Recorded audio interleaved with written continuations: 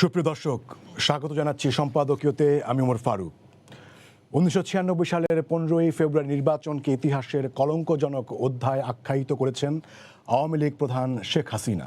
ওবায়দুল কাদের বলেছেন, 15ই ফেব্রুয়ারির ভোটারবিহীন নির্বাচনকারীরাও গণতন্ত্রের ফেরিওয়ালা সাজে।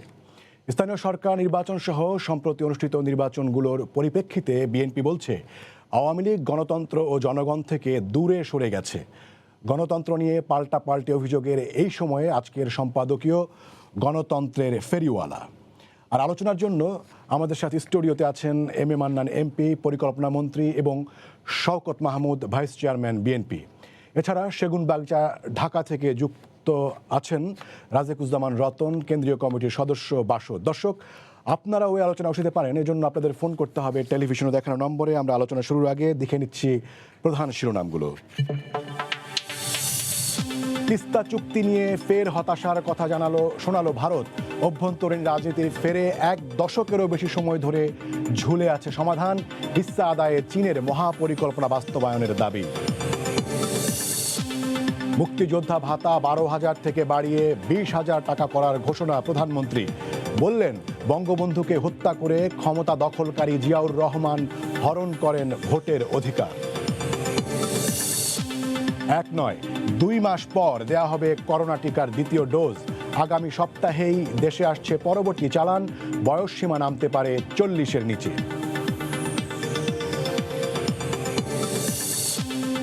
প্রথমবারের মতো সৌদি আরবে বাংলাদেশি হত্যার বিচার। গৃহকর্মী আবিরনকে খুনের দায়ে গৃহকর্ত্রী আয়েশার ফাঁসির রায়।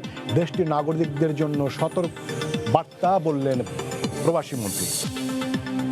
এবং রাজধানীর যানজট নিরসনে নতুন পরিকল্পনা। ঢাকার চারপাশে হবে বৃত্তাকার রেলপথ, থাকবে 21টি উড়াল স্টেশন, মাটির নিচে 3টি। আগামী বছরই কাজ শুরু। আপনাদের 3জনকে স্বাগত জানাচ্ছি আমাদের আজকের আলোচনায়। এম এ মান্নান এমপি, আপনাকে দিয়ে শুরু করতে চাই। 1996 সালের 15ই ফেব্রুয়ারি অনুষ্ঠিত ষষ্ঠ জাতীয় সংসদ নির্বাচন নিয়ে যে বিতর্ক, সেটিকে নিয়ে যদি বিএনপিকে গণতন্ত্রের ফেরিওয়ালা বলা যায়, তাহলে আওয়ামী লীগের সময়ে হওয়া 2টি নির্বাচন, 2014 এবং 2018 যে নির্বাচন, সেই 2টি নির্বাচনও বিতর্কিত। বিএনপির পক্ষ থেকে বলা হয়, আন্তর্জাতিক অনেক পর্যবেক্ষকরা বলেছেন। তো সেই ক্ষেত্রে আওয়ামী লীগকেও কেন গণতন্ত্রের ফেরিওয়ালা বলা যাবে না? ধন্যবাদ। আমি আওয়ামী লীগের পক্ষে এখানে কথা বলবো না, কারণ আমাদের দলের মহাসচিব মন্তব্য নিজেও বললেন, ইতিমধ্যে তার অবস্থান ব্যাখ্যা করেছেন। মাননীয় প্রধানমন্ত্রী বক্তব্য রেখেছেন দলের প্রধান হিসাবে, সরকার প্রধান হিসাবে। আর 96 যে নির্বাচনের কথা বলা হচ্ছে এখানে, ওই সময় তো আমি একজন সরকারি কর্মচারী ছিলাম, আমি রাজনীতিতে ছিলাম না। তবে নাগরিক হিসাবে, সচেতন নাগরিক হিসাবে এক ধরনের জীবনের প্রথম অভিজ্ঞতা হলো এক অদ্ভুত ধরনের নির্বাচনের, ওইটা বলতেই হয়। কেন বললাম? কারণ এর আগে আমি সরকারি কর্মচারী হিসাবে অনেকগুলো নির্বাচনে আমি দায়িত্ব পালন করেছি, রিটার্নিং অফিসার হিসাবে সরাসরি। কখনো ফেব্রুয়ারি সেই নির্বাচনের যে আবহ যেটা সৃষ্টি হয়েছিল, এটা কল্পনার মধ্যে ছিল না আমার অন্ততপক্ষে, আমার যে অভিজ্ঞতা ছিল। সুতরাং সেই নির্বাচনটা যারা রাজনীতির সঙ্গে তখন সরাসরি ছিলেন, বাংলাদেশ আওয়ামী লীগ বা বিএনপির, বাংলাদেশ আওয়ামী লীগ এখন আমি একজন কর্মী, তাদের জন্য আমার নেতৃবৃন্দ যারা ছিলেন তারা অবশ্যই ভালো বলতে পারবেন এই নির্বাচনের কথা। কলঙ্কজনক অধ্যায় কীভাবে বলা যায়? যে ট্রেন্ড নিয়ে তো আপনারা আজকে আলোচনা করছেন বিভিন্ন নির্বাচন নিয়ে, এটাকে কোনো আমি মাপযোগ করতে যাব না, মাপযোগ করার মতো অবস্থায় আমি নই। তবে এই যে আলোচনা নির্বাচন নিয়ে, এই আলোচনার শুরুটা কিন্তু, ভিত্তিটা কিন্তু ওই নির্বাচনেই, 15 ফেব্রুয়ারি যে নির্বাচনটা হয়েছিল তথাকথিত, কারণ কোনো ভোটারবিহীন, সম্পূর্ণ ভোটারবিহীন নির্বাচন। পরে নানা সময়ে কেউ 20%, 30%, 15% নানা সংখ্যা নিয়ে কথাবার্তা বলেছেন, কিন্তু 0% বা 0+% নির্বাচন একটাই বাংলাদেশে হয়েছে। সেটা আমার জানা মতো নাগরিক হিসাবে আমি আবার বলছি, সেই ফেব্রুয়ারি নির্বাচনটা। এবং ওই নির্বাচন যে এই দেশের নির্বাচনী ব্যবস্থার মধ্যে একটি চির দিয়ে গেছে, একটি কালো রেখা, ওখান থেকে বেরিয়ে আসার জন্য অনেকগুলো নির্বাচন আমাদেরকে করতে হবে এখনও বলে আমি মনে করি। এবং আমার বিশ্বাস যে যতই আমাদের মধ্যে মতানৈক্য থাকুক না কেন বিভিন্ন নির্বাচনের সংখ্যা নিয়ে কত পার্সেন্ট ভোটার এসছে 20% বা 30% বা 50%, যতই থাকুক না কেন মূল ধারায় প্রকৃত ধারায় পুরোপুরি ফিরে আসার জন্য আমাদেরকে সহিষ্ণুতার প্রয়োজন। 96 নির্বাচন নিয়ে আপনারা অনেক কঠোর সমালোচনা করেন, তো 96 নির্বাচনে যেই ধরনের সেই নির্বাচনের বিরুদ্ধে আপনাদের যেই ধরনের অভিযোগ, একই ধরনের নির্বাচনের অভিযোগ যখন আপনাদের মানে আওয়ামী লীগের বিরুদ্ধে ওঠে, তখন আপনারা বিব্রত বোধ করেন কিনা? না, বিব্রত বোধ, আমি আবার বলছি, বিব্রত বোধ, একই ধরনের অভিযোগ তো যে কোনো ব্যক্তি তুলতে পারে, অভিযোগের কোনো দায় দায়িত্ব নেই। আমি বলে ফেললাম অভিযোগ হয়ে গেল, বাট এরও একটা ব্যবস্থা আছে। আপনি যে অভিযোগগুলো তোলেন সেটা তো কষ্টিপাত্র যাচাই হবে। গণতন্ত্রের কষ্টিপাত্র একটি, জনগণ। আমি যেটা মনে করি আমার বিচারে, বা আমি কেন বলবো, বইও তাই লিখে এবং সবাই তাই বলে, জনগণ সকল আমার ক্ষমতার ঊর্ধ্ব। শেষ বিচারে আমরা যাই করি না কেন, সরকারে বা বিরোধী দলে বা যেখানেই করি না কেন, গণতান্ত্রিক ধারায় আমাদের সম্বন্ধে চূড়ান্ত রায় দেবে জনগণ, এবং রায়ের প্রকাশের পথ একটি, সেটি হলো তাদের আচরণ, জনমত। আমার প্রতি যদি তাদের আস্থা থাকে তাহলে আমার শাসনটা, আমার ব্যবস্থাটাকে তারা গ্রহণ করবে এবং নিয়মকানুন মানবে। যদি আমার প্রতি তাদের আস্থা না থাকে, গ্রহণ করবে না, এবং গ্রহণ না করলে কতগুলো আপনি প্রকাশ্যে দেখতে পারবেন সর্বত্র। আমি এইটা বলতে পারি, এইটুকু তোমাকে বলতে পারি কনফিডেন্টলি, আস্থার সহ, যে বিগত কয়েক বছর যতই আপনার নির্বাচন নিয়ে অনেকে প্রশ্ন করুন না কেন, 14, 18 বা এইসবের, শেষ বিচারে বাংলাদেশের জনগণ আওয়ামী লীগকে এই কয়েকটি নির্বাচনে রিটার্ন করেছে লিগেলি, এবং তারা আওয়ামী লীগের সঙ্গে আছে। এটা আমার কাছে প্রমাণ করার একমাত্র উপায় হল বাংলাদেশের মানুষের আচরণ। বাংলাদেশের মানুষ একটানা আওয়ামী লীগকে সমর্থন আপনি মানে লিগ্যালিটির কথা বলেছেন। 15 ফেব্রুয়ারি নির্বাচন নিয়ে বিএনপিও কিন্তু সাংবিধানিক ধারাবাহিকতার কথা বলে, সেটার উত্তরে আপনি কি বলবেন? আমি আপনার কাছে পরে আসবো। শওকত মাহমুদ, আপনার কাছে যেটি জানতে চাই সেটি হচ্ছে, মানে সাম্প্রতিক যে 2টি নির্বাচন নিয়ে আপনারা মানে যে সকল প্রশ্ন তোলেন, যেমন ধরেন নির্বাচনের হার কম হওয়া।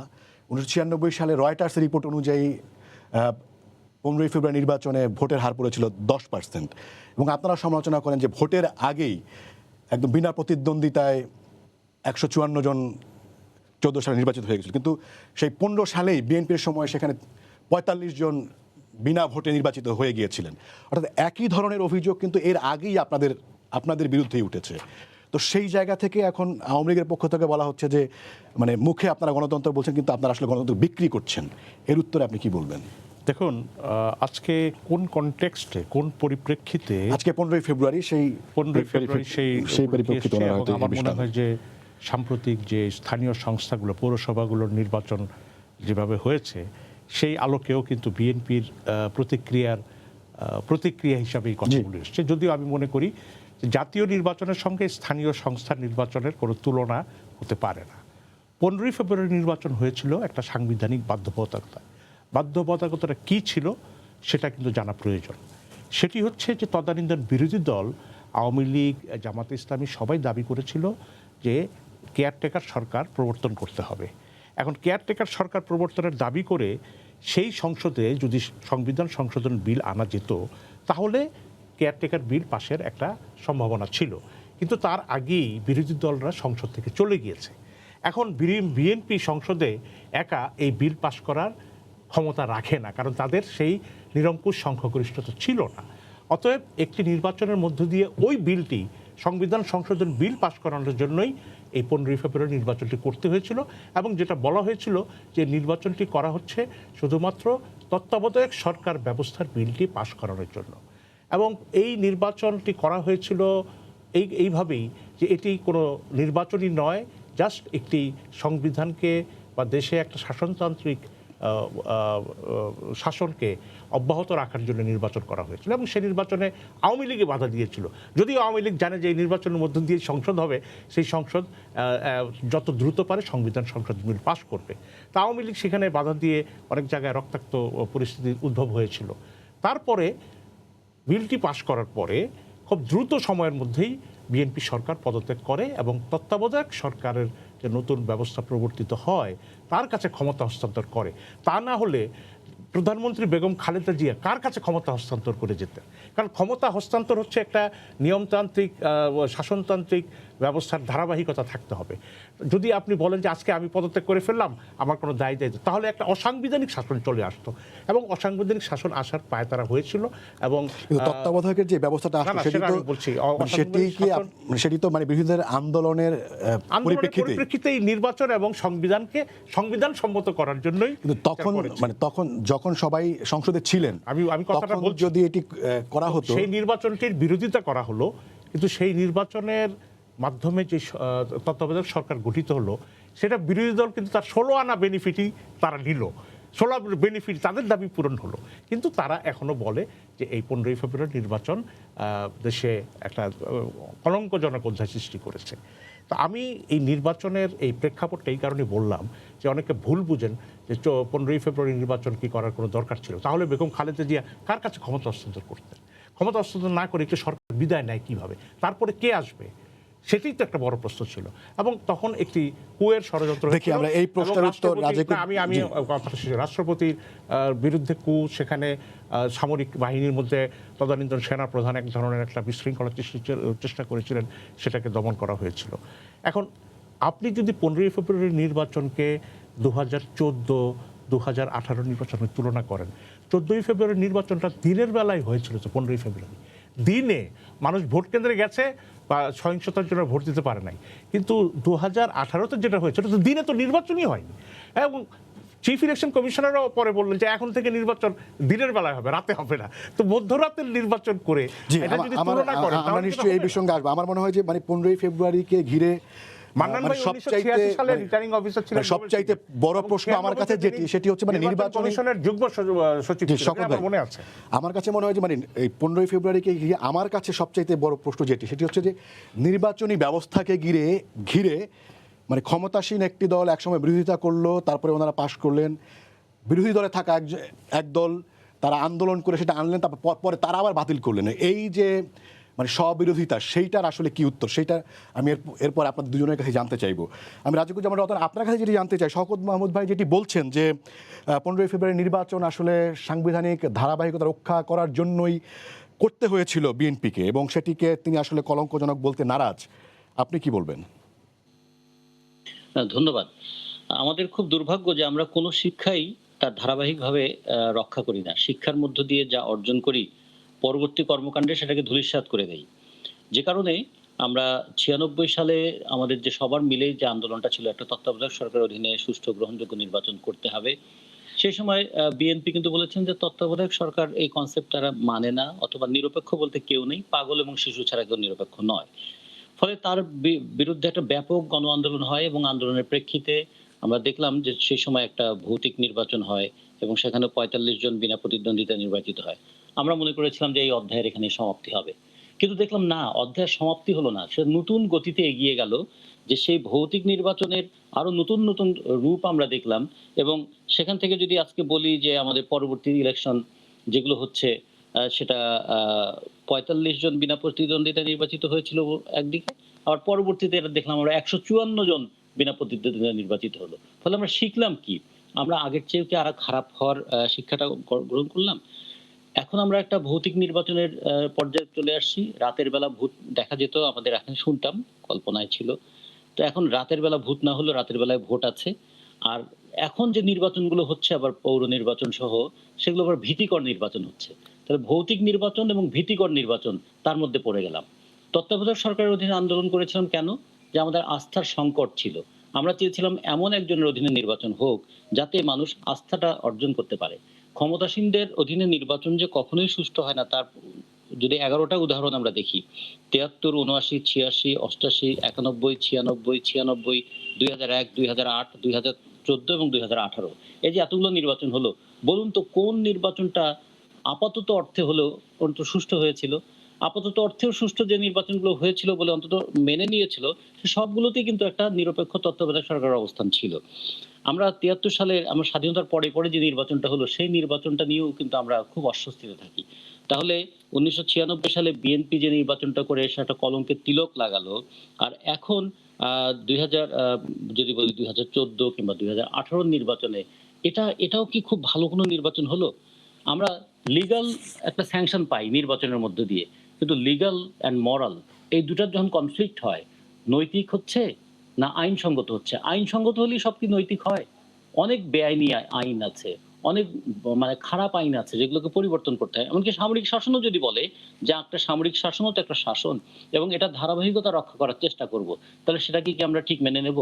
ফলে আইনসঙ্গত হলেই সেটা সবসময় ন্যায়সঙ্গত হয় না। আমাদের এটা কি ন্যায়সঙ্গত হচ্ছে? এটা কি যুক্তিসঙ্গত হচ্ছে? এটা কি গণতান্ত্রিক বিধিসম্মত হচ্ছে? এটা কি আমাদের গণতান্ত্রিক মূল্যবোধকে বাড়াচ্ছে?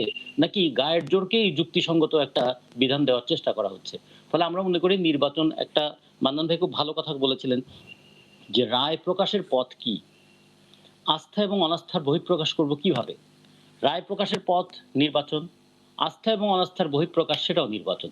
সেই নির্বাচনটা যদি মানুষ করতে না পারে, তাহলে মানুষ আমাদের যে কথাটা শুনছে, আজকে আমরা এখানে একটা গণতান্ত্রিক পরিবেশে কথা বলছি এই টিভিতে, তাই না? এর মধ্যে দিয়ে তো অনেকের অনেক ধরনের মত হলো। সেই মতগুলো তারা প্রকাশ করবেন কেমন করে? সেই প্রকাশ করার একটা জায়গা যদি না থাকে, তাহলে এই মতগুলো অর্থহীন হয়ে যাবে। কোনো একটা মতের প্রতিফলন যদি মানুষ ঘটাতে না পারে, তাহলে সেটা অর্থহীন হয়ে যায়। ফলে আমরা আমাদের উন্নয়নের পাশাপাশি গণতান্ত্রিক চেতনার অবনমন যদি ঘটে, তাহলে বলতে হবে আমাদের অর্থনৈতিক উন্নয়ন আর গণতান্ত্রিক চেতনার অবনমন এই দুটা ভবিষ্যতে দেশকে একটা ভয়ঙ্কর পরিস্থিতির দিকে নিয়ে যাবে। ফলে আমরা মনে করি যে ১৯৯৬ সালের নির্বাচন থেকে আমরা যা শিখেছি, পরবর্তীতে সেটা আমরা কাজে লাগাই নাই। আর আজকে আপনারা যে টপিকটা ঠিক করেছেন গণতন্ত্রের ফেরিওয়ালা, ফেরিওয়ালা তো ফেরি করে বিক্রি করে কিসের জন্য? লাভ করার জন্য না, মুনাফা করার জন্য। তাহলে গণতন্ত্র কি একটা লাভের বিষয়? গণতন্ত্র কি বিক্রি করার বিষয়? গণতন্ত্র থেকে কি মুনাফা নেওয়ার বিষয়? নাকি গণতন্ত্র একটা মর্যাদা বোধ জাগিয়ে তোলে যে আমার ভোটটা আমি আমার মতো পছন্দের ব্যক্তিকে দেব? কোনো ধরনের বাধা রাজিকুজ্জামান এবং রতন, বিপত্তি আপনাকে ধন্যবাদ। এম এ মান্নান এমপি আপনার কাছে আসতে চাই, সেটি হচ্ছে যে আপনি যদি শওকত মাহমুদ ভাই যেটি দাবি করেছেন যেটি সাংবিধানিক ধারাবাহিকতা রক্ষা করার জন্যই করা হয়েছিল, সেটি যদি আপনি উত্তর দেন। এর পাশাপাশি আমি যেই প্রশ্নটি করতে চাই সেটি হচ্ছে যে আপনারা একসময় যেই ব্যবস্থার জন্য আপনারা আন্দোলন করলেন এবং সেটি একসময় আপনাদের সময় বাতিল হলো, যদিও আপনারা বলছেন যে সর্বোচ্চ আদালত সেটি বাতিল করেছে, অর্থাৎ এটি এখন অসাংবিধানিক দাবি। তাহলে আপনারা যখন আন্দোলন করেছেন, মানে আপনার দল যখন আন্দোলন করেছে, তখন আপনি আওয়ামী লীগ করতেন না, তখন কি একটি অসাংবিধানিক দাবি নিয়ে এরকম একটি আন্দোলন গড়ে তুলেছিল কিনা আওয়ামী লীগ? এবং যদি সেটি হয়ে থাকে তাহলে এই মুহূর্তে এসে মানে দুঃখিত বলার প্রয়োজন আছে কিনা? এগুলো একাডেমিক তর্ক করা যায় নানা সিচুয়েশন, নানা প্রেক্ষিতে। অসাংবিধানিক যে ঘোষণাটা পরে এসছে, আমাদের দল তখন যে আপনি বললেন যে আমরা কেন তাহলে ওই সময় দাবি করছিলাম যেটা অসাংবিধানিক, তখন তো ওই ধরনের কোনো ঘোষণা আমার জানার মতে উচ্চ আদালত থেকে ছিল না, পরে এসছে। আসতে পারে, কিন্তু আপনাদের দলে অনেক বড় বড় আইনজীবী ছিলেন। আসতে পারে, আমাদের মধ্যে আইনবিদ আছেন, বাইরেও আছেন। আমি যেটা বলতে চাই, আমরা বিনয়ের সঙ্গে শওকত সাহেবের সিনিয়র মানুষ, উনারা মনে মনে একটা আইডিয়াল ঠিক করে রেখেছে, মডেল অফ ডেমোক্রেসি, অফ নির্বাচন, of which is not correct. এটা নেই অ্যাভেলেবল পৃথিবীর কোথাও। আপনাকে ট্রায়াল এন্ড এরার করে, ফাইট করে, ভুলভ্রান্তির মাধ্যমে এইভাবে আগাবেন আপনি towards better and improve democracy. সেজন্য আপনাকে সহিষ্ণুতার প্রদর্শন, পার্টিসিপেশন দুটাই দরকার।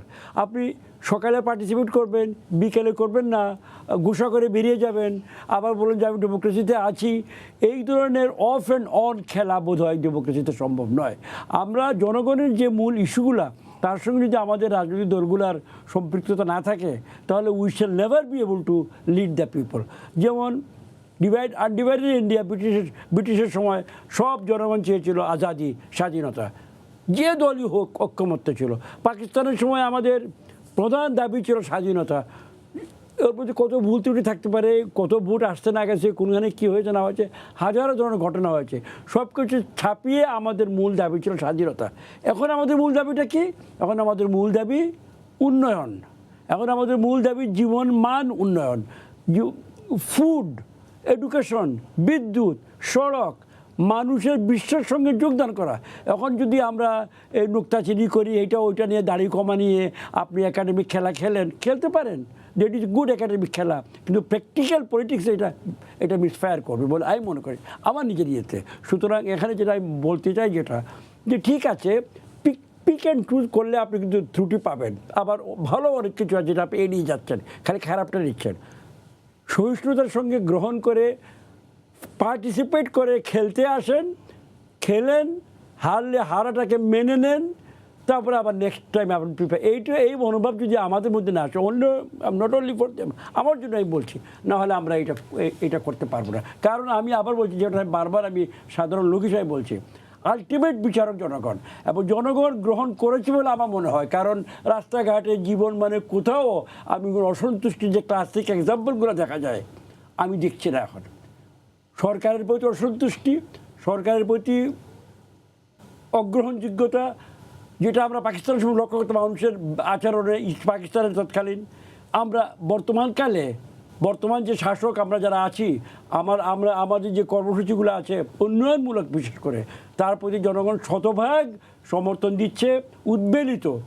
শুনেন, how you can do it, যেখানে সারা দেশের মানুষ, কোটি কোটি মানুষ পদ্মা সেতু চায়, আপনি বলেন যে এইটা কোনো বিষয় না, এইটা পরে করলে হতো, না করলে হতো, খরচ নিয়ে আপনি তর্কাতর্কি শুরু করে দিলেন। You are not in tune with the people. মানুষ চায় পদ্মা সেতু, আপনি এটা নিয়ে আপনার বিচারে এটাকে যদি বলেন যে এটা আমাদের অগ্রাধিকার নয়, ইউ আর রং। না, মানুষ অবশ্যই পদ্মা সেতু চায়, কিন্তু মানুষ যে আপনাদের মানে সকল পদক্ষেপ নিয়ে সন্তুষ্ট, সেইটা আসলে আপনারা কিভাবে বুঝতে আমি পারছেন? মনে করি, কারণ আমি তো চলাফেরা করি, আমার ভোটার আছে, আমি তো একজন জনপ্রতিনিধি, আমার জনগণের সঙ্গে আমার সম্পৃক্ততা রোজ ভিত্তিতে আছে। আমি আমার এলাকায় যাই, ফোনে কথা বলি। সেটাই কোনো বৈজ্ঞানিক পদ্ধতি কিনা? মানে হয়তো বিএনপির একজন বলবে যে আমি আমার নেতা কর্মীদের সাথে কথা বলি, আমি আমার এলাকার সমর্থকদের সাথে কথা বলি, তারা হচ্ছেন সন্তুষ্ট না, তখন আসলে সেটার আসলে আমার মনে বৈজ্ঞানিক হয়, কিনা? শুনেন, এখানে একটা নিজের যে লোক নির্বাচিত প্রতিনিধি, তার নিজের একটা ফিফথ সেন্স আছে এখানে, যে সেন্স দিয়ে সে বিচার করে। আমি ঠিকই বুঝতে পারি কখন জনগণ আমার উপরে বিরূপ মনোভাব পোষণ করছে, ও সেটা যখন যোগ হয়ে যাবে, আমার মতো আরও অনেক সংখ্যক এমপির প্রতিনিধি এরূপ বিরূপ মনোভাব আসে, it will show in the আচরণ সার্বিক। এটা কোনো অঙ্ক নয়, এটা কোনো একাডেমিক থিসিস নয়, এইটা বারবার বলতে যাচ্ছে। ওনাদের মনের মডেল অনুযায়ী গণতন্ত্র ডেভেলপ করবে না, গণতন্ত্র লাগে। জি, শওকত মাহমুদ ভাই, আপনার কাছে আবার আসতে চাই। মানে এখনও আপনারা তত্ত্বাবধায়ক সরকার ব্যবস্থার পক্ষেই কথা বলে যাচ্ছেন, এবং 96 নির্বাচন যেই সংসদ, যে সেই সংসদে বিএনপি সেই ব্যবস্থা প্রবর্তন করছে, সেটিও ঠিক, কিন্তু আবার এটিও ঠিক যে 2001 সালে সংখ্যাগরিষ্ঠ নির্বাচন 2/3 সংখ্যাগরিষ্ঠ পাওয়ার পর সুপ্রিম কোর্টের বিচারপতিদের অবসরের বয়সসীমা বিএনপি বাড়িয়েছিল, এবং সেটি অভিযোগ করা হয় যে নিজেদের পছন্দের ব্যক্তিকে প্রধান বিচারপতি করে এবং তার মাধ্যমে তত্ত্বাবধায়ক সরকারের প্রধান করার জন্য। অর্থাৎ এই ব্যবস্থাকে ঘষা মাজার যে অভিযোগ, মানে সেটাকে নিয়েও যে বিতর্কিত করা, সেই অভিযোগ কিন্তু বিএনপির বিরুদ্ধেই অভিযোগ আছে। এটা এই অভিযোগকে উড়িয়ে দেওয়া যাবে না, আমি তো মনে করি উড়িয়ে দেওয়া যাবে না। কিন্তু এই তত্ত্বাবধায়ক সরকার ব্যবস্থা প্রবর্তন মানে যে আমার পছন্দসই ব্যক্তির নেতৃত্বে একটা ইন্টারিম গভর্নমেন্ট থাকবে, তারা আমাদের হেল্প করবে, এই কনসেপ্টটা ঠিক না, আসলে ঠিক না। কিন্তু বিষয়টা হচ্ছে, আমি যদি তত্ত্বাবধায়ক সরকার ব্যবস্থা আমার সেই ব্যবস্থাকেও চাইলে করাপ্ট করা যায়, সেটা তো বিচারপতির বয়স বাড়ানো নিয়ে কথা বলছেন। এখন খোদ প্রধান বিচারপতি নিজেই যদি এরকম রায় দিয়ে বসেন, যেখানে অ্যামিকাস কিউরিরা বলেছে যে না, তত্ত্বাবধায়ক সরকার ব্যবস্থা বহাল রাখা উচিত, যেটা সুপ্রিম কোর্টে, উচ্চ আদালতে এটা শুনানি যখন হয়েছিল, তো খায়রুল হক সাহেব উনি বিতর্কিত রায় দিলেন, এবং সেই রায় তিনি লিখতেই পারলেন না, রায় বেরোলো অনেক দিন পরে, লিখলেন অনেক দিন পরে। তো এই প্রধান বিচারপতিকে দিয়ে যে রায় লেখালেন, এটা তো সবাই বলেছে ফরমায়েশি রায়, সেই রায় তো নিয়েও প্রশ্ন আছে। এবং তারা একটি কথা বলেছিল যে আগামী 2টি নির্বাচন যদি জাতীয় সংসদ মনে করে, তাহলে তত্ত্বাবধায়ক সরকার ব্যবস্থার অধীনে করা যেতে পারে। কিন্তু আওয়ামী লীগ তো সেই রাস্তায় যায়নি, বরং আজকের যে রাজনৈতিক সংকট, সেটি হচ্ছে আওয়ামী লীগ ক্ষমতায় ছেড়ে যে আমাদেরকে প্রতিনিয়ত অভিযোজনের মাধ্যমে, আমি সে কথা অভিযোজনের মাধ্যমে যেতে হবে। আওয়ামী লীগের আজকে যে রাজনৈতিক সংকট সৃষ্টি করেছে, এবং নির্বাচনের যত কারচুপি, যত রক্তারক্তির আয়োজন, সবই হচ্ছে যে আমি ক্ষমতায় থেকে নির্বাচন করব, ক্ষমতা ছেড়ে নির্বাচন করব না। এটাই হচ্ছে সংকটের মূল উৎস।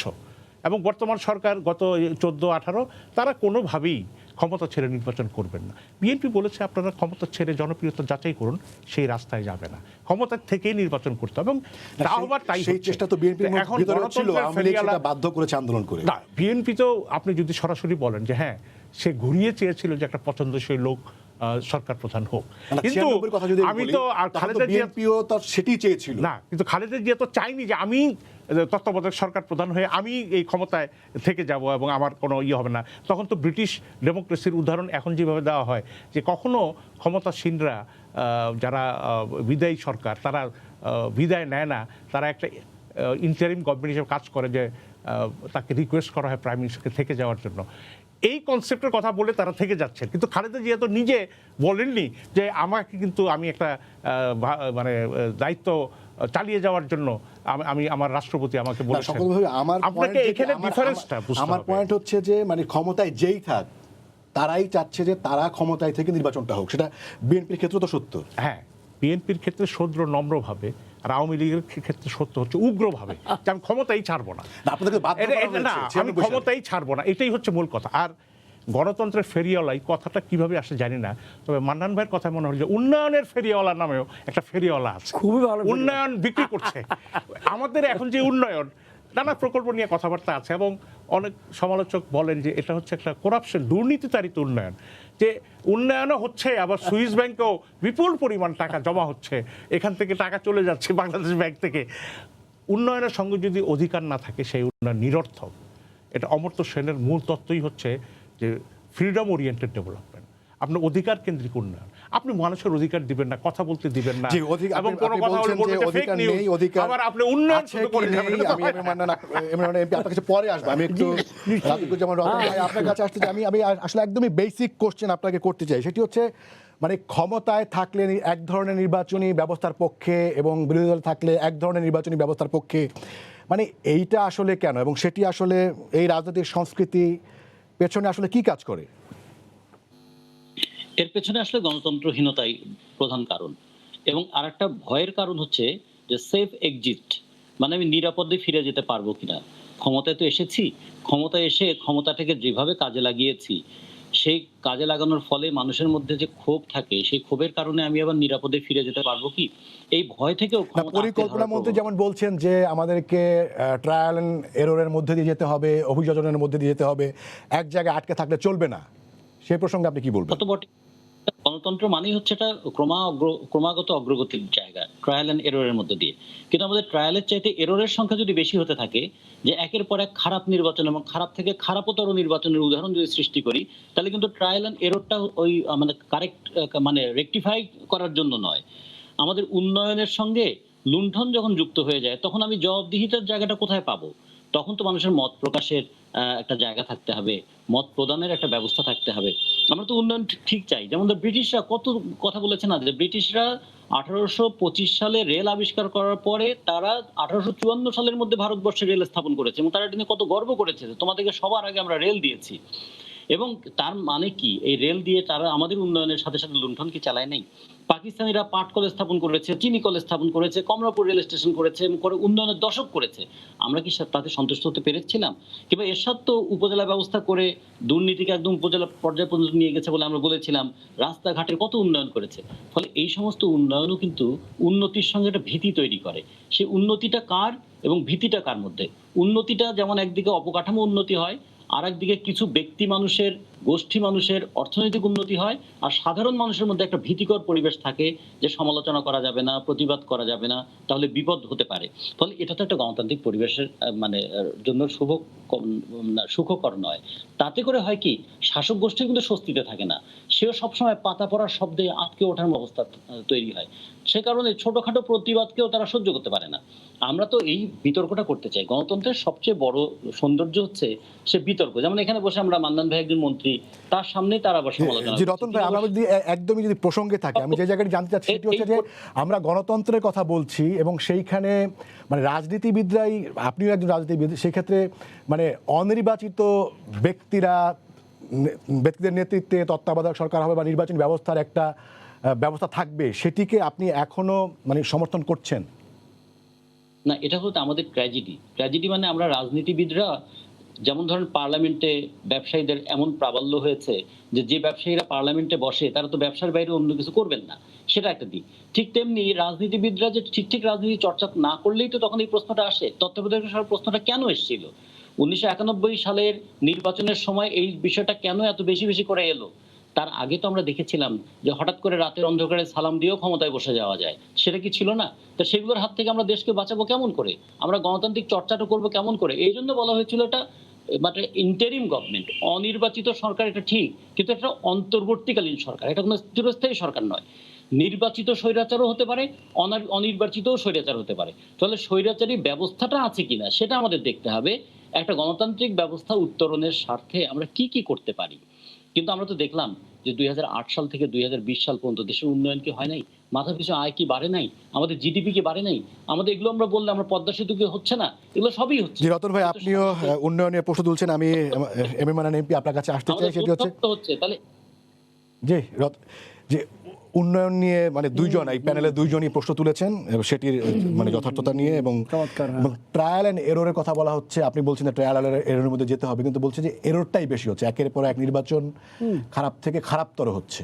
তো সেই ক্ষেত্রে আসলে এটা আমি একমত নয়। আমি দুঃখিত রাজিক সাহেবের কাছে, সিনিয়র একজন রাজনীতিবিদ, তিনি স্বৈরাচারের উন্নয়ন, ঔপনিবেশিক উন্নয়নের সঙ্গে আমাদের উন্নয়নের তুলনা করলেন, বললেন যে ওরা তো উন্নয়ন করেছিল।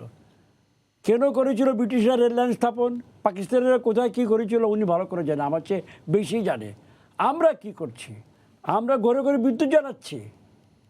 এই উন্নয়ন কি ব্রিটিশের উন্নয়নের সমান হলো? আমরা দারিদ্র্য কমিয়ে 80% থেকে 20-এ নামিয়েছি, 15 নামিয়েছি। এই উন্নয়ন কি ব্রিটিশের উন্নয়ন, পাকিস্তানের উন্নয়ন? আমরা সারা দেশে অবকাঠামো নির্মাণ করেছি, পাকিস্তানিরা করেছিল। আমরা সাক্ষরতার হার বাড়িয়েছি, আমরা কৃষিতে, খাদ্যে স্বয়ংসম্পূর্ণতা অর্জন করেছি একটানা পরিশ্রম করে, সকলকে সঙ্গে নিয়ে। এই সকল উন্নয়নের যে গুণগত পরিবর্তন আমরা আমাদের সমাজে বা দেশে অর্থনীতিতে আসছে, ব্রিটিশের সময় কি সেটা ছিল? ব্রিটিশ সময় কি আমাদের মাথা পিছু আয় এখনকার সমান ছিল? পাকিস্তানের সময় ছিল? সুতরাং এই নিয়ে তর্ক আমি করতে চাই না। আমি যেটা বলতে চেয়েছিলাম, হ্যাঁ, আপনাকে প্রোগ্রেসিভলি ঊর্ধ্বে যেতে হবে গণতন্ত্রের পথেও, কিন্তু উন্নয়ন ওয়েট করবে না। ক্ষুধার্ত মানুষের পেটে দুপুরে খাবার না পেলে রাতে খাবারের আশায় গণতন্ত্রের খাবার রাতে খাবে, ডিনার, ডেমোক্রেটিক ডিনার, এই জন্য দুপুরের খাবার ছাড়া সে বাঁচতে পারবে না। আমরা বাস্তবিক রাজনীতি করছি, আমরা রাজনীতি করছি সেই রাজনীতি যেখানে মানুষের অগ্রাধিকারগুলোকে প্রকৃতভাবে সাজানো হয়। কী সে অগ্রাধিকার? প্রথম অগ্রাধিকার জীবন মান, পশু জীবন থেকে মানুষ জীবনে প্রবেশের পথ, সেই কাজ আমরা করছি, আমার দল করছে। এবং সেই জন্য আমাদের প্রধান উদ্দেশ্য ছিল আগে স্বভূমিতে নিজের অধিকার প্রতিষ্ঠা করা, করে তারপর স্বভূমিকে পরিবর্তন করা। এইটার সঙ্গে ওনাদের মডেল মিলবে না। ওনারা কিছু কেতাবি বই এখানে ওখানে 2-1 চ্যাপ্টার উল্লেখ করে এনে একটা নিজেদের মনে, আপন মনের মাধুরী মিশিয়ে একটা মডেল খাড়া করেছেন। ওই মডেল বায়বীয় মডেল, ওটা জীবনে ওনারা পাবে না, কেউই পাবে না। তাই আমার অনুরোধ থাকবে যে এইটা বাস্তবতা স্বীকার করে, বাস্তবিক স্বীকার করে ইউ প্লে দ্য। আমরা কি ওনাদেরকে 14 সালের নির্বাচনে কি মাননীয় প্রধানমন্ত্রী অফার করেন নাই? এন্টায়ার গভর্নমেন্ট অফার করেন নাই, একমাত্র প্রাইম মিনিস্টার ছাড়া, ইনক্লুডিং হোম মিনিস্ট্রি অফার করেছিলেন। আপনি বোধহয় মনে আছে, বলছিলেন যে আপনাদেরকে হোম মিনিস্ট্রি দিচ্ছি, অর্ধেক সরকার দিচ্ছি, আপনারা নেন, আমি প্রধানমন্ত্রী থাকবো, আমি কিছুই করবো না, সিম্পলি সাক্ষী গোপাল প্রধানমন্ত্রী থাকবো, আপনার পুলিশের ভারও আপনাদের হাতে নেন। They did not respond. আপনাকে you must respond in order to play the game. আপনাকে বল খেলতে হবে। তো খালি গুসা করে রাগ করে গ্যালারিতে বসবেন, এটা গণতন্ত্র নয় আমি মনে করি। জি, আমি শওকত মাহমুদ ভাই আপনার কাছে আসতে চাই। সেটি হচ্ছে মানে এটি মানে অনেক রাজনৈতিক বিশ্লেষকও মনে করেন যে মানে বিএনপির রাজনীতি অনেকটাই স্থবির হয়ে গেছে, তাতে কোনো চমক নেই, তাতে কোনো কৌশল নেই, এবং অনেক ক্ষেত্রেই অনেক সুযোগও তারা মিস করেছেন। এবং ইমরান এমপি যেটি বললেন যে এই আপনারা যেই মানে মডেলের কথা চিন্তা করছেন সেটি আসলে কখনই আর ফিরে আসবে না। সেটি যদি হয় তাহলে সামনে আসলে বিএনপি বিকল্প আসলে কি চিন্তা করছে? বিএনপি কি চিন্তা করছে এটা বিএনপির নীতি নির্ধারকরা বলতে পারবেন। বাট আমি আপনার সঙ্গে একমত নই যে বিএনপি একটা নিথর হয়ে গেছে, তার রাজনীতি স্থবির হয়ে পড়েছে।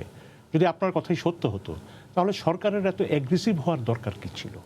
এই যে খুন জুম জখম এগুলি মানুষের করছে, এই যে রক্তারক্তের নির্বাচন করছে, দরকার কি ছিল? ছেড়ে দিত যে বিএনপি স্থবির হয়ে গেছে, আমরাই তো সক্রিয় আছি, আমরা করি, তা করছে না কেন? এটা তো বিষয়টা হচ্ছে যে এটাই তো ভাবার বিষয়। হরতাল হচ্ছে না, উন্নয়ন নিয়ে আপনারা বলেন যে বিএনপির রাজনীতির কারণে উন্নয়ন হচ্ছে না, এই কথাগুলো বলেন কেন? আপনারা যে একদিকে বলেন বিএনপি বিরোধী দলের শক্তিশালী নেতৃত্ব লাগবে, তো শক্তিশালী নেতৃত্ব আসার আগে আপনারা আপনাদের কাজটা সুন্দরভাবে করেন না, দেশবাসীকে গণতন্ত্র উপহার দেন না। আপনি তো 14 সালে আপনাদেরকে যে অফারগুলো দেওয়া হয়েছে সেটি মিস সালের করা অফারটা ছিল মানে কোনো ভুল না, 14 সালের কোনো অফার ছিল না। আমি মনে করি একজন প্রধানমন্ত্রী বিরোধী দলীয় নেত্রীকে একটা ফোন করলেন যে আমি এগুলো দেব, দিয়ে এই কথাটা বলে তিনি ফোন আলাপ শেষ হয়ে গেল। সরকার যদি আন্তরিক অর্থেই মনে করতেন যে বিরোধী দলকে আমি সাথে নিয়ে এই নির্বাচনটা করব, তাহলে তো প্রধানমন্ত্রী বিরোধী দলের নেত্রীকে আহ্বান জানাতেন আলোচনার জন্য। দরজা খুলে না, আপনি আটকায় রাখছেন, আপনারা আমি আটকায় রাখছি, আপনি আমার জন্য দরজা খুলবেন, আপনি আটকায় রাখলেন কেন? সারা বাংলার মানুষই দেখেছে, বাংলার মানুষ দেখেছে, তার আগে আটকে রেখেছে, আপনি পেপার স্প্রে করেছে, মরিচের গুঁড়া স্প্রে করেছে বেগম খালেদা জিয়ার উপরে। তো সেখানে আপনি বলে ফোনটা রেখে দিয়ে প্রচার পরের দিন, একজন প্রধানমন্ত্রী যখন গেটে দাঁড়িয়ে থাকেন, না না, এখানে আপনি কথাটা খেয়াল করেন, সেটা হচ্ছে যে আপনি সাথে সাথে এটা টেপ করলেন, টেপ করে বাজারে ছেড়ে দিলেন। এই টেপটা করলো কি? প্রধানমন্ত্রী আর বিরোধী দলের নেত্রী কথা বলছে, উনি তো তখন সংসদে বিরোধী দলের নেত্রী। এই কথাটা কে টেপে ধারণ করলো? সরকার করেছে। এটা সরকারের একটা কৌশল ছিল যে দেখাবো যে আমি অফার করি। যদি অফার করতো বিরোধী দলের নেত্রীকে ডেকে সংসদ ভবনে, বিরোধী দলের নেত্রীর অফিসে অথবা সংসদ নেত্রীর অফিসে ডেকে আসুন, আমরা আলোচনা করি, এটা তো ধারে কাছে যায়নি। এটা বলেই তারপরে বলে যে না এটা আমরা বলেছি, কিন্তু এটা নিয়ে কথা বললে তো হবে না, কারণ এটা কোনো যথার্থ কোনো প্রস্তাব ছিল না। এটা একটা আমরা বলি না বুড়ি ছোঁয়া, একটা পোষা দিয়ে গেছে আমাদের গ্রামবাসী করে এরকম। কিন্তু এখানে একটা কথা বলা আছে, বিএনপি যে সিদ্ধান্ত নিয়েছে ঠিকই নিয়েছিল। আমি কথা বলি, সেটা হচ্ছে উনি এর মধ্যে কতগুলো কথা বলেছেন যে ওনারা বায়বীয় মডেল নিয়ে আসেন। আপনাদের যে সরকারের আয়, যে সরকারই থাকুক, বাংলাদেশের সরকারের আয় অনেক বেড়েছে, তা আপনারা এই আয় দিয়ে কী করতেন? আয় দিয়ে কি উন্নয়ন প্রকল্প নেওয়া ছাড়া আর কি কোনো গতি আছে নাকি? বলে যে আমরা করেছি। আর আপনারা তো করবে, আপনারা বিএনপির আমলের কাজগুলি করেন নাই, উপবৃত্তি, শিক্ষা উপবৃত্তি এগুলো চালু রাখেন নাই, কারণ আপনারা দেখতে হচ্ছে এটা চালু রাখতেই হবে, কারণ এগুলো আমরা ইউনিভার্সাল একটা মানে রুটিন ডেভেলপমেন্ট, এগুলো করতেই হবে। কিন্তু এই যে 5.5 লাখ কোটি টাকার বাজেট ওনারা তৈরি করেন, উনি পরিকল্পনা মন্ত্রী, আমি কয়েকদিন আগে প্রথম আলোতে দেখেছি একটি রিপোর্ট যে পরিকল্পনা কমিশনের একটি প্রতিবেদন গত জুলাই মাসে সাবমিট করা হয়েছে। সেখানে বলছে যে এই 5 লাখ 5.5 লাখ কোটির বাজেটের মধ্যে 96,000 কোটি টাকা হচ্ছে সেফটি নেটের বাজেট। তার মানে দুস্থ ভাতা, বিধবা ভাতা, অনেক রকমের ভাতা এগুলি দিয়ে মানুষকে, গরিব মানুষের জন্য দেওয়া হয়। এর 50%ই চলে যাচ্ছে দলীয় নেতাকর্মী, যারা ইউনিয়ন পরিষদের চেয়ারম্যান, সেও দুস্থ ভাতা নিচ্ছে। তাহলে পরিকল্পনা কমিশন গত জুলাই মাসে প্রতিবেদন পাওয়ার পর কি ব্যবস্থাটা নিয়েছে এই ব্যাপার? এটা তো পত্রিকায় উঠেছে, এটা পত্রিকায় উঠেছে, আপনি দেখেননি? কারণ আপনি যখন প্রতিবেদন পেলেন তখন আপনি কি ব্যবস্থা নিয়েছেন যে গরিবের জন্য টাকাটা, এটা দলের নেতাকর্মী যারা অর্থবান, বিত্তবান, এক মিনিটের জন্য শুনে আসি, দলে গরিব আছে, তো না দলীয় গরিব হলে কি দলীয় গরিব না, দলীয় গরিব বলে না, দলে গরিব আছে, না থাকতে পারে, বাংলাদেশের নাগরিক সেও হতে পেতে পারে, কোনো আইনগত বাধা নেই। এখানে বিএনপি গরিব আছে, যারা বিএনপি করে, জামাত করে, এরকম গরিব আছে। এই প্রতিবেদন লিখেছে যে মোর দেন 50% এটা যাচ্ছে সরকারি দলের নেতাকর্মীদের, এটা একজন গবেষণা পাচ্ছে, ঠিকাদারিও করছে, দুস্থ ভাতাও পাচ্ছে। তাহলে 96,000 করোড় টাকা, নট এ জোক। আপনি মন্ত্রী হিসাবে আপনার কাছে যখন প্রতিবেদন, আপনি কি ব্যবস্থা, আপনি কি সরকারকে চিঠি লিখেছেন যে আপনি জানবেন কেমনে আমি কি ব্যবস্থা নিচ্ছি? আমাকে আপনি বলেন, প্রতিনিয়তই আমরা এটা ব্যবস্থা নিচ্ছি। আমাদের যে বিধি বিধান আছে, আইন কানুন আছে, আমরা তার মাধ্যমে আমরা অবশ্যই ব্যবস্থা নিচ্ছি। আপনি যে বলেন যে টাকা দিয়ে আপনারা কি করছেন, টাকা দিয়ে আপনার 24 ঘন্টা বিদ্যুৎ দিচ্ছে আপনাকে, যেটা আপনার স্বপ্নও ছিল না। হ্যাঁ, কুড়ে করে বিদ্যুৎ দিয়ে, যেটা সেই বিদ্যুৎ আসার জন্য আপনাদেরকে আইন করতে হয়েছে যে দুর্নীতি নাশক, কি দুর্নীতি বিকাশ আইন, যে যারা বিদ্যুৎ কেন্দ্রের জন্য কাজ করবে তাদেরকে ইনডেমনিটি দেওয়া হয়েছে, তাদের বিরুদ্ধে কোনো সময় মামলা করা যাবে না। অতএব সবাই মিলে দুর্নীতি করছে, বিদ্যুৎ এসছে, কিন্তু কিসের সার্বিক চিত্র দেখেন, জনাব শওকত মাহমুদ, সার্বিক চিত্র দেখেন, বেছে বেছে ছিদ্র অন্বেষণ করবেন না প্লিজ। ছিদ্র থাকলে তো অন্বেষণ হবেই, এটা হবে না, ছিদ্র রাখলে তো আমরা অন্বেষণ করবোই। এই পদ্মা সেতু দিয়ে আপনি পার হবেন, হ্যাঁ পার হবো তো অবশ্যই, এইটা আমরা নির্মাণ করেছি আপনার জন্য। আপনারা স্টোরেজ ইন্টার কানেক্টেড দিয়ে ইন্টার কানেক্টর করেছে, আপনারা বিদ্যুৎ যাচ্ছে, আপনারা কি বন্ধ করেছেন? কোন আপনারা তো দিকে সেটাই নাই? এরপরেও করেননি? আমরা আপনাকে $45 বিলিয়ন রিজার্ভ দিয়েছি হাতে। আপনার মতো গরিব, আমার মতো গরিব, আমাদের 14 পুরুষ চিন্তা করেছিল কোন সময়? তারপরেও আমাদের কিন্তু রাষ্ট্রীয় কোষাগার থেকে টাকা পাচার আমরা একটু রতন ভাইয়ের কাছ থেকে টাকা ঘুরে আসি। চুরি হয়ে রতন যায়নি ভাই, এটা। যেটি বলছেন পরিকল্পনা মন্ত্রী, যে শুধুই ছিদ্রান্বেষণ হচ্ছে, সরকারের উন্নয়নকে আসলে সেভাবে কি বলে মূল্যায়ন করা হচ্ছে না। হ্যাঁ, উনি বলতে আমাদের পারবেন। ওই ছিদ্রান্বেষণ করার পদ্ধতিটা যেমন বন্ধ করতে হবে, প্রক্রিয়াটা বন্ধ করতে হবে, তেমনি ছিদ্রগুলোও বন্ধ করতে হবে, Yes. যাতে আমরা খুঁজেও কোনো ছিদ্র না পাই। আর আরেকটা বিষয় আমি যেটা বলেছিলাম যে উন্নয়নের গল্প তো ব্রিটিশরাও করেছিল, পাকিস্তানেরও করেছিল। এই কথাটা আমি উদাহরণ হিসেবে বলেছিলাম এই কারণে যে বিদেশিরা উন্নয়নের কথা বলে আমাদের দেশটাকে লুট করে দিয়ে যেত, আর এখন আমাদের দেশের উন্নয়নের কথা বলে আমাদের দেশ থেকে টাকা লুট হয়ে যাচ্ছে। এটাই তো ট্র্যাজেডি। আমাদের 14 পুরুষ এই স্বপ্নটাই তো দেখেছিল। মন্ত্রী সাহেব যেটা বললেন যে আমাদের 14 পুরুষ কি এই $40 বিলিয়ন ডলারের কথা স্বপ্নেও দেখেছিল? আমাদের 14 পুরুষের কিন্তু এই স্বপ্নটাই ছিল, এমন দেশ হবে যে দেশে শোষণ থাকবে না, যে দেশে লুণ্ঠন থাকবে না, যে দেশের সম্পদ কেউ নয়ছয় করবে না। আমাদের 14 পুরুষের সেই স্বপ্ন নিয়েই তো আমরা বর্তমান পুরুষ এখনো লড়ছি। এবং আমরা একটা মডেল নির্বাচন চাই, মানে কি, অন্তত একটা গণতান্ত্রিক পরিবেশ চাই। আমরা অন্তত শুধু সিক্স সেন্স দিয়ে বুঝবো না, আমার বিবেক দিয়েই আমি বুঝবো তা না, আমরা একটা পদ্ধতি দিয়ে বুঝবো। আমি ব্যক্তিগতভাবে ভালো মানুষ তাই বলে সব মানুষ ভালো হয়ে যাবে তা না, আমি ব্যক্তিগতভাবে খারাপ মানুষ তাই বলে সব মানুষ খারাপ হয়ে যেতে পারে তা না। ফলে এমন একটা পদ্ধতি থাকবে, আমি খারাপ হলেও খারাপ কিছু করতে পারবো না, আর আমি ভালো হলেও আমি যেন সুরক্ষিত থাকি। এর জন্য একটা ডেমোক্রেটিক অ্যাটমসফিয়ার তো লাগবে। আমরা সেই জিনিসটাই চাই যে দেশে একটা গণতান্ত্রিক পরিবেশ থাকুক, যাচাই হোক বাছাই হোক, উন্নতি এবং উন্নয়ন দুটো যেন পাশাপাশি থাকে। এখন উন্নয়ন হচ্ছে কিন্তু উন্নতি হচ্ছে না। উন্নতি মানে কি? আমাদের দারিদ্র্যের উন্নতি সেটা হবে, নাকি আমাদের দারিদ্র্য বিমোচনের ক্ষেত্রে উন্নতি হবে? আমরা এই উন্নতির ক্ষেত্রে নৈতিক মানের উন্নতি কি দেখবো না? অফ অ্যান্ড অন আমরা তো করবোই। যেটা খারাপ সেটাকে অফ করব, যেটা ভালো সেটাকে অন করবো। এই অফ অ্যান্ড অনের পলিসিটাও যেমন থাকবে, সাথে সাথে এটা থাকবে শুধু ব্যক্তিগত ভালো লাগার অনুভূতি দিয়ে আমরা যেন দেশটা জি, রতন ভাই আপনাকে ধন্যবাদ। আমরা একদমই শেষের দিকে আছি। মাননীয় পরিকল্পনা মন্ত্রী, আপনি যদি কিছু যোগ করেন একদমই একটা কথা ওনার, রতন ভাইয়ের কথা, উন্নয়ন হচ্ছে, উন্নতি হচ্ছে না। বিউটিফুল কথা, তাত্ত্বিক মার্কসিস্ট একটা অঙ্ক এখানে যাকে যাচ্ছে না। আমি ডিউ রেসপেক্ট টু হিম। হ্যাঁ, উন্নয়ন একটা প্রক্রিয়া, উনি ভালোই জানেন। ইভেন মার্কসিস্ট থিওরি তো উন্নয়নের প্রক্রিয়া। আর উন্নতি হলো একটা আউটপুট, এন্ড রেজাল্ট, ফল। ফলের জন্য আপনাকে গাছের চারা রোপণ করে পানি দিয়ে ওয়েট করতে হবে।